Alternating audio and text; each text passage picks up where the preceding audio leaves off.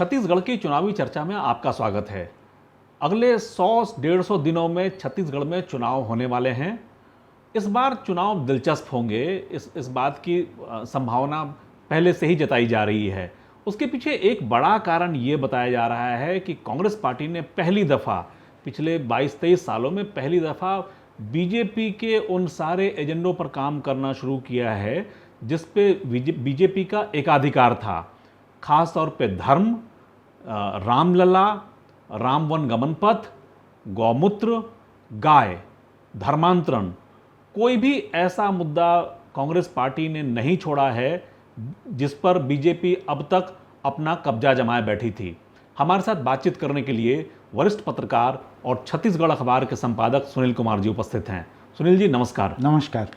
छत्तीसगढ़ में धर्म कितना बड़ा मुद्दा होगा इस चुनाव में? 4.5 बरस पहले जब कांग्रेस पार्टी की सरकार बनी, उस वक्त मुझको अंदाज भी नहीं था कि धर्म छत्तीसगढ़िया की ज़िंदगी में इतना मायने रखने लगेगा कि इस बार का चुनाव 5 बरस के भीतर होने जा रहा है। ये दूसरा चुनाव, ये धार्मिक ध्रुवीकरण पे बहुत हद तक टिक जाएगा, बहुत हद तक। हालांकि पूरे हद तक नहीं टिका है। इस देश में मोदी सरकार ने और भाजपा के एनडीए गठबंधन ने जिस हद तक हिंदुत्व के मुद्दे को एक कोर इशू बना लिया है, और कई लोगों का ये कहना है कि आने वाले अगले चुनाव में 2024 के आम चुनाव में उस सरकार के पास हिंदुत्व के अलावा अपनी कामयाबी दिखाने के लिए और कुछ नहीं है। छत्तीसगढ़ में ऐसी स्थिति नहीं है।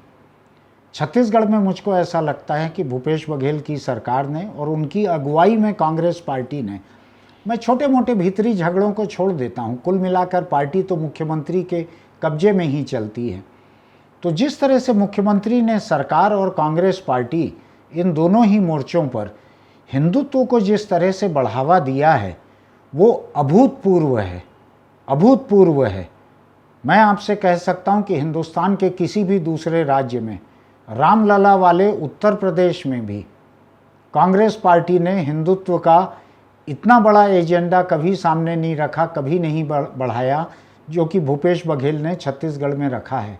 आप अगर देखें तो कांग्रेस बीजेपी के जो नेता हैं छत्तीसगढ़ के, उनको ऐसा लग रहा है कि बच्चे के हाथ से किसी ने लॉलीपॉप छीन लिया है।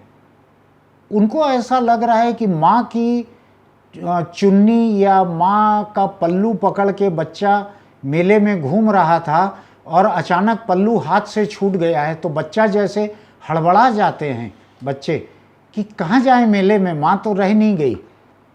छत्तीसगढ़ में भाजपा की धर्म के मोर्चे पर हालत करीब करीब वैसी ही हो गई थी अभी 6 महीने पहले तक।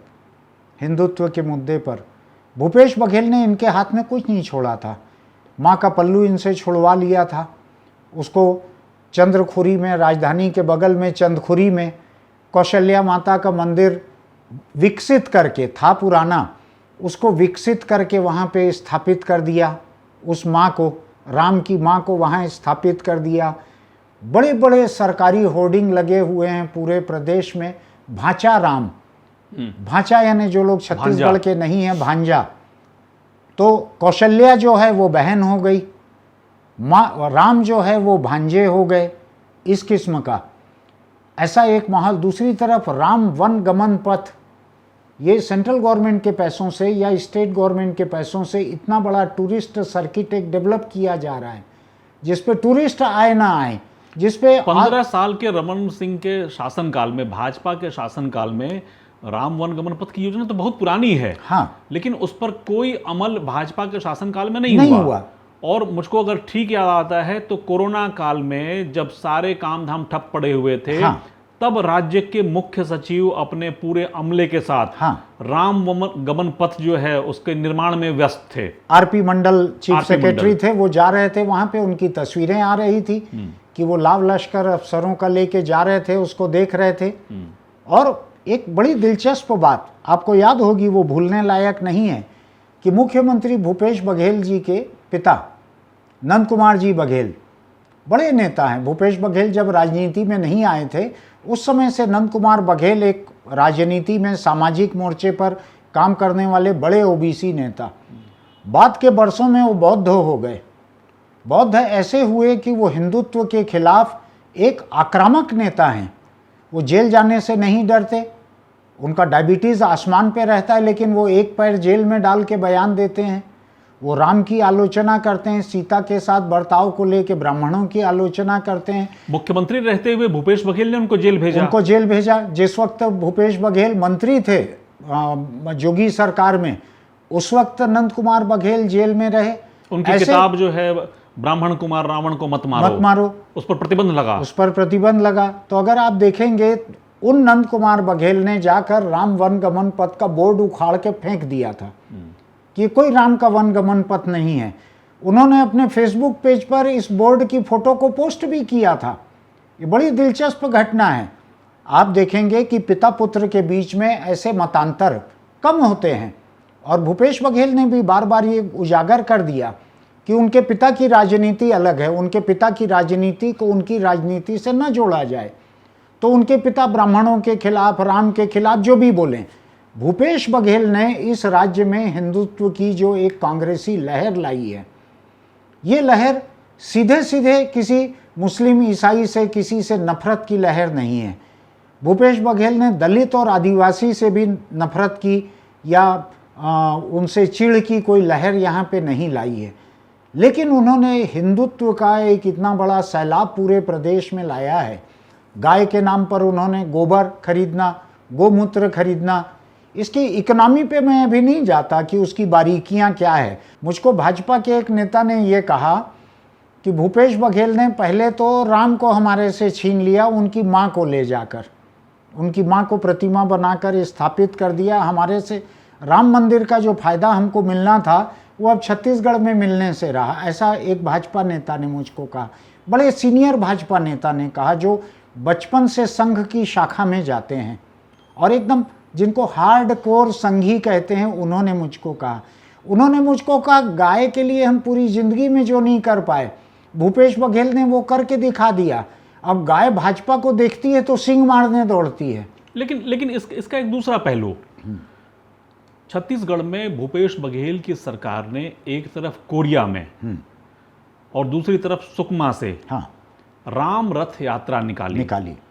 और जो आदिवासी प्रतीक थे, जो आदिवासियों के देव स्थल थे, उनको हिंदू स्थल के तौर पर चिन्हांकित करने की कोशिश की और आदिवासियों ने उसका विरोध किया। आदिवासी इलाकों में ये हिंदुत्व काम आएगा? देखिए, ये हिंदुत्व जो है आदिवासी विरोधी नहीं है, लेकिन आदिवासी इलाकों में ये एक नई चीज को वहाँ डाला जा रहा है। और जो मैंने आपको कहा कि नंद कुमार बघेल जी, मुख्यमंत्री के पिता, उन्होंने जो बोर्ड उखाड़ के फेंका राम वन गमन पथ का, तो ये इस बात का प्रतीक है। उनका कहना है कि आदिवासियों का है ये पूरा, यहाँ राम वाम का कोई काम नहीं है, ये उन्होंने कहा।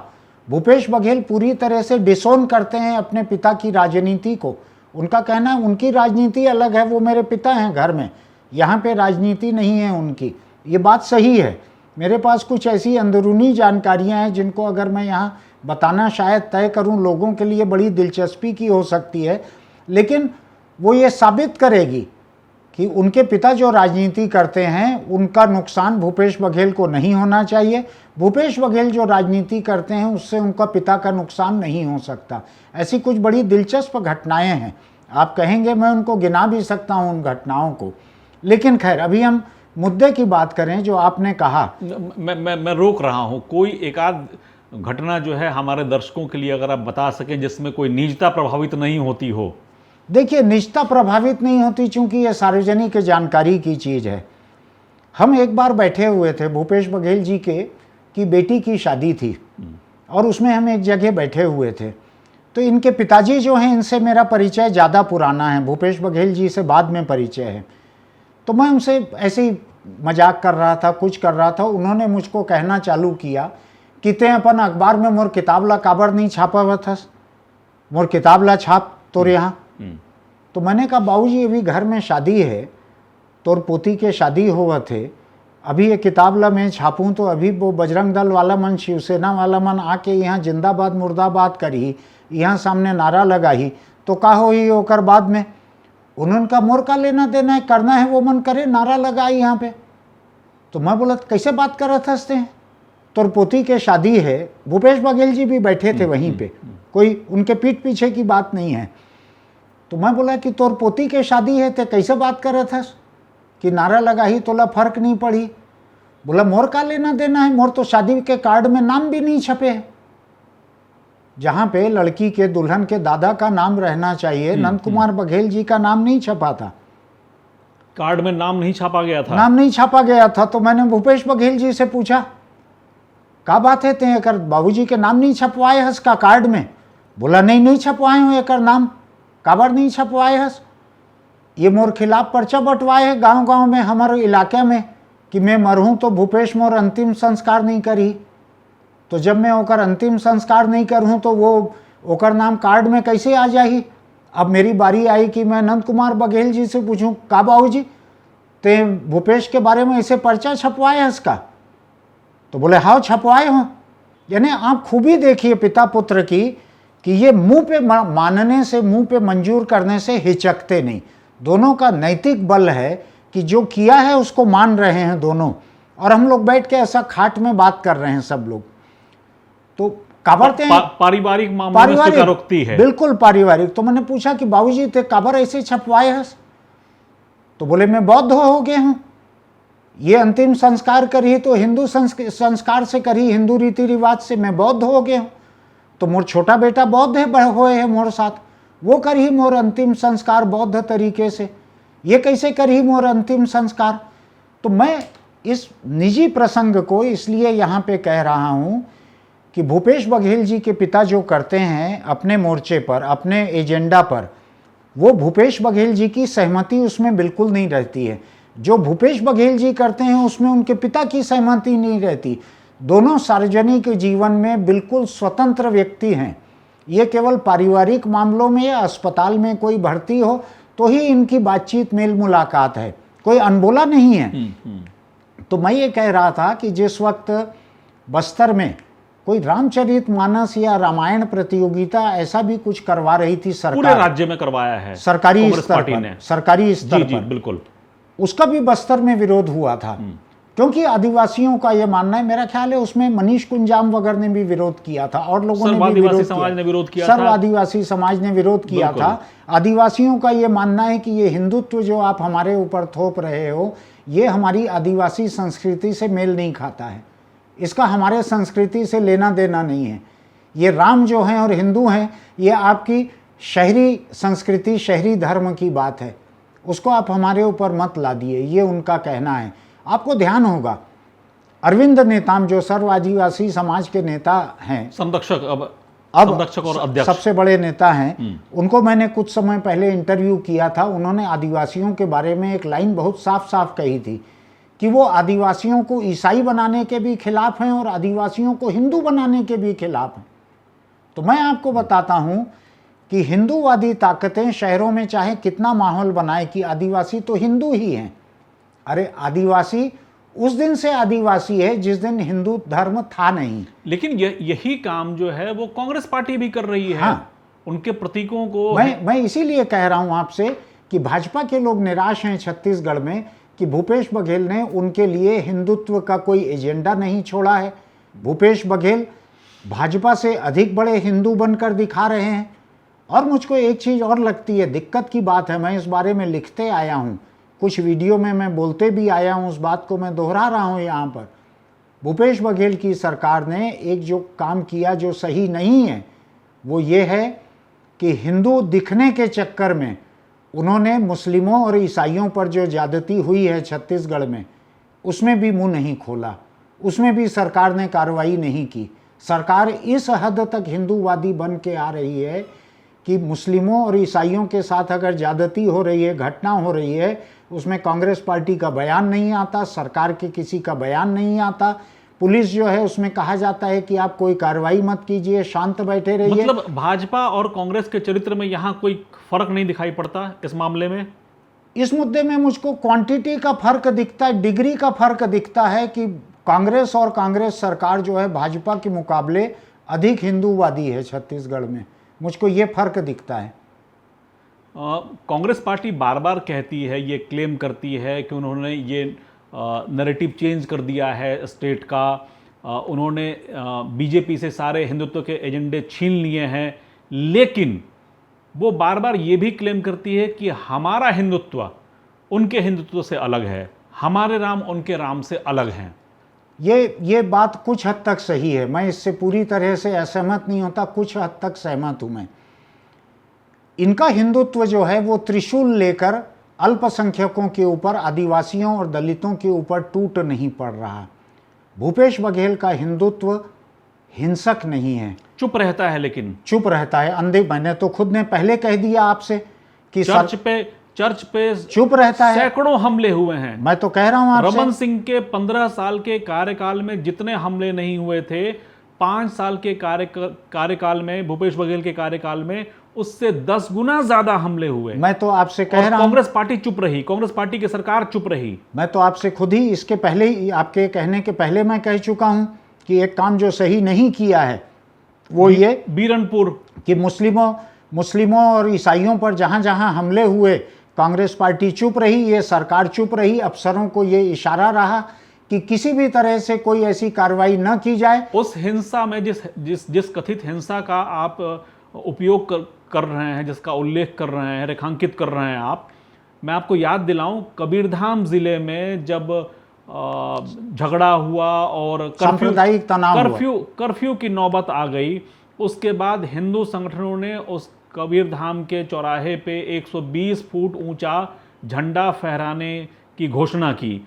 जिस दिन झंडा फहराने की कार्रवाई शुरू हुई, हिंदू संगठन के नेता अयोध्या से और बाकी जगहों से साधु संत पूरा सैलाब उमड़ा और कांग्रेस पार्टी ने वहां अखबारों में पूरे पन्ने का विज्ञापन देकर इस झंडा तोलन में आए लोगों का, उन अतिथियों का स्वागत किया। हाँ, तो अलग तो बिल्कुल नहीं दिखाई पड़ती। नहीं, अलग मैं इस हिसाब से कह रहा हूं आपसे कि जय श्री राम कहकर किसी पे हमला करना, अल्पसंख्यक को भीड़ पीट के मार डाले कि ये गोमांस लेकर जा रहा है, हिंसा में शामिल होना और हिंसा की अनदेखी करना, ये एक फ़र्क है। मैं इस बुनियादी फ़र्क को अनदेखा नहीं करूंगा। लेकिन सरकार होने के नाते जब आप हिंसा की अनदेखी करते हैं तो वो भी तो एक किस्म की हिंसा है। मैं तो आपसे उस हिंसा को सपोर्ट करना है। मैं तो कह रहा हूं आपसे कि इन्होंने ये काम सही नहीं किया है कि जहां अल्पसंख्यकों पर हिंदूवादी ताकतों के हमले हुए, सरकार ने उसको अनदेखा किया है, कांग्रेस पार्टी ने उस पर बयान नहीं दिया है। वहाँ पर जो लोकल एडमिनिस्ट्रेशन रहता है उनको कहा गया कि आप पत्थर खा लो, एसपी ने सिर तोड़वा लिया, लेकिन वहाँ पे कार्रवाई नहीं हुई। इसलिए अगर कार्रवाई होती तो वो हिंदुत्ववादी ताकतों के खिलाफ दिखती, तो वो कार्रवाई नहीं हुई। पुलिस ने बर्दाश्त कर लिया, गम खा लिया। अब आप जो बोल रहे हैं इसके ऊपर मैं एक घंटा कैमरे के सामने कुछ महीने पहले बोल चुका हूँ, अगर आपको याद होगी वो बात तो। और जिस बीरनपुर की बात हम कर रहे हैं, उस बीरनपुर में जाके आया, उसके बाद में बीरनपुर में एक हिंदू हत्या हुई पहले, उसके जवाब में मानो उसके जवाब में 2 दिन के बाद 2 मुसलमानों की हत्या हुई। छत्तीसगढ़ की कांग्रेस सरकार ने 70 दिन तक उन मुस्लिमों के लिए कोई मुआवजा नहीं दिया। 70वें दिन मैंने रिपोर्ट तैयार की थी, इसलिए मुझको याद है। 70 दिन के बाद का मुझको अभी याद नहीं है कि कितने दिन बाद, अभी शायद 1 हफ्ते पहले की कैबिनेट में मंजूर की गई है राहत राशि कि बीरनपुर में जो जो लोग मारे गए हैं उनके परिवारों को, नाम उसमें नहीं लिया गया है कि 1 हिंदू और 2 मुस्लिम मारे गए थे, नाम उसमें नहीं लिया गया है कैबिनेट के प्रेस नोट में। लेकिन मैं आपसे एक दूसरी बात कहता हूँ, सरकार मुसलमानों के साथ खड़ी नहीं दिखना चाहती, या हिंदू विरोधी नहीं दिखना चाहती। दोनों बातें हैं। इन दोनों बातों में बहुत बड़ा फर्क नहीं रह गया है। जब आक्रामक हिंदुत्ववादी ताकतें सड़कों के ऊपर झंडे डंडे लेकर निकलती हैं तो उन डंडों को रोकना हिंदुत्व का विरोध कहलाएगा, या मुसलमानों के किसी कार्यक्रम में जाना, उनकी गमी में जाना, खुशी में जाना भी हिंदू विरोध दिखेगा। मैं आपको मिसाल देना चाहता हूँ, थोड़ा ध्यान से सुनिएगा, 1 मिनट लगेगा उसमें। जिस बीरनपुर की हम बात कर रहे हैं, ये साजा विधानसभा क्षेत्र का मामला है। रविंद्र चौबे वहाँ के विधायक हैं, कई बार के विधायक हैं। इनका परिवार जो है वहीं का है, साजा का। इनके शायद खेत वगैरह भी वहीं पे हैं। उस बीरनपुर में हत्या होती है, एक हिंदू की 2 मुस्लिमों की हत्या होती है, 3 सांप्रदायिक हत्याएं होती है। आज शायद 4 महीने हो चुके हैं उस बात को, 4 महीने हो चुके हैं उस बात को। वहाँ के स्थानीय विधायक, प्रदेश के एक सबसे ताकतवर मंत्री रविंद्र चौबे वहाँ गए नहीं हैं। सरकार के प्रवक्ता वहाँ गए नहीं हैं, अपनी कॉन्स्टिट्यूंसी में नहीं गए हैं। मैं जब वहाँ पर गया और साहू परिवार जिसने अपना बेटा खोया, जो पहली हत्या हुई थी, उस साहू परिवार से जाके मिला तो उनका मलाल था और उनका इंटरव्यू मेरे पास रिकॉर्ड किया हुआ है कि रविंद्र चौबे यहाँ से 10 किलोमीटर दूर साजा में अपना जन्मदिन मनाकर लौटे हैं, लेकिन वो हमारे गांव नहीं आए। यही शिकायत मुस्लिम परिवार की विधवा औरतों की थी कि नहीं आए, यहाँ पे कोई नहीं आया। उनको नाम भी नहीं मालूम था रविंद्र चौबे का, लेकिन कोई नहीं आया। मैंने सबसे पता लगाया, कोई नहीं गया। ये तो कांग्रेस पार्टी का कोई विधायक, कोई मंत्री, कोई पदाधिकारी, आप मंत्री विधायक छोड़ दीजिए, पदाधिकारी भी कोई नहीं गया वहाँ पे कांग्रेस का। जो ताम्रध्वज साहू उस जिले के गृह मंत्री, उस जिले से आने वाले गृह मंत्री हैं, उस इलाके के, जो वहाँ के सांसद रह चुके थे, जो साहू समाज के हैं, जिस साहू समाज की पहली हत्या हुई, वो पैर नहीं दिए हैं वहाँ पे, पैर नहीं दिया है किसी ने वहाँ पे। इसके उलट बीजेपी के सारे नहीं, लोग... अभी मेरी बात पूरी नहीं हुई है, जरा सी बात बाकी है। जिस बीरनपुर की मैं बात कह रहा हूँ, यह है तो साजा विधानसभा में, लेकिन यहाँ से कुछ किलोमीटर दूर कबीरधाम विधानसभा शुरू हो जाती है, जहाँ के विधायक मोहम्मद अकबर प्रदेश के एक सबसे ताकतवर मंत्री हैं, सरकार के प्रवक्ता, सरकार के प्रवक्ता हैं, एक सबसे ताकतवर मंत्री हैं। मोहम्मद अकबर भी इस गांव में नहीं गए, न हिंदू घर में गए, न मुस्लिम घर में गए। मोहम्मद अकबर ने कोई मदद नहीं भेजी इन दोनों परिवारों के लिए, न हिंदू को भेजी न मुस्लिम को भेजी। यही वजह है, मैं बतला रहा हूँ आपको। खैर, अभी मैं उस बात को नहीं कहता, हम कहीं और इसकी चर्चा करेंगे। लेकिन जो विधायकों और मंत्रियों के हारने की जो नौबत दिख रही है, उसकी एक वजह ये भी है। अगर कांग्रेस पार्टी और इस सरकार को ये लग रहा है कि एक हिंदुत्व को इस हद तक आक्रामक करके सिर्फ सांप्रदायिक न करे, सांप्रदायिकता की अनदेखी करने की हद तक ले जाए और लोग उसको वोट देंगे, ऐसा उनको लग रहा है, ऐसा उनकी रणनीति मुझको आज दिख रही है। मैं उससे सहमत बिल्कुल भी नहीं हूँ। मैंने कई बार इसके खिलाफ लिखा है, कई बार इसके खिलाफ बोला है।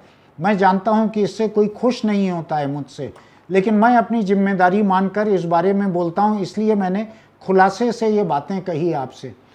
छत्तीसगढ़ में पिछले 2 सालों में जिस हिंदुत्व के उभार की हम बात कर रहे हैं, कांग्रेस पार्टी के अपने शंकराचार्य और भाजपा के अपने शंकराचार्य, कांग्रेस पार्टी के अपने बाबा और भाजपा के अपने बाबा, इनके प्रवचन, इनके कार्यक्रम, इनकी संख्या लगातार बढ़ रही है। हाँ।